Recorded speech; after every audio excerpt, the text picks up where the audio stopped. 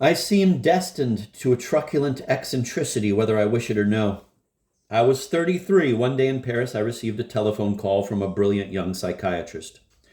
He had just read an article of mine in the review La Minotaur on the inner mechanism of paranoid activity. He congratulated me and expressed his astonishment at the accuracy of my scientific knowledge of this subject, which was so generally misunderstood. He wished to see me talk over this whole question. We agreed to meet late that very afternoon in my studio on Rue Gauguet. I spent the whole afternoon in a state of extreme agitation at the prospect of our interview, and I tried to plan in advance the course of our conversation.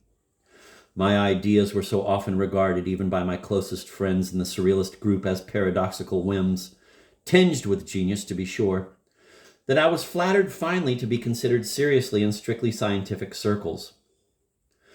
Hence, I was anxious that everything about our first exchange of ideas should be perfectly normal and serious. While waiting for the young psychiatrist's arrival, I continued working from memory on the portrait of the Vicomtesse de Noailles, on which I was then engaged. This painting was executed directly on copper. The highly burnished metal cast mirror-like reflections which made it difficult for me to see my drawing clearly. I noticed, as I had before, that it was easier to see what I was doing where the reflections were brightest. At once I stuck a piece of white paper 1/2 inch square on the end of my nose. Its reflection made perfectly visible the drawing of the parts on which I was working. At 6 o'clock sharp, the appointed time of our meeting, the doorbell rang. I hurriedly put away my copper. Jacques Lacan entered, and we immediately launched into a highly technical discussion. We were surprised to discover that our views were equally opposed, and for the same reasons, to the constitutionalist theories then almost unanimously accepted. We conversed for 2 hours in a constant dialectical tumult. He left with the promise that we would keep in constant touch with each other and meet periodically.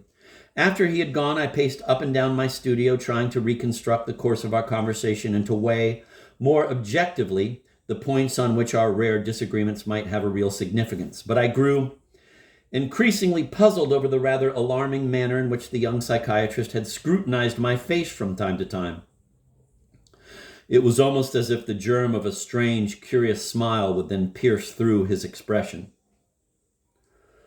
Was he intently studying the convulsive effects upon my facial morphology of the ideas that stirred my soul? I found the answer to the enigma when I presently went to wash my hands. This, incidentally, is the moment when one usually sees every kind of question with the greatest lucidity.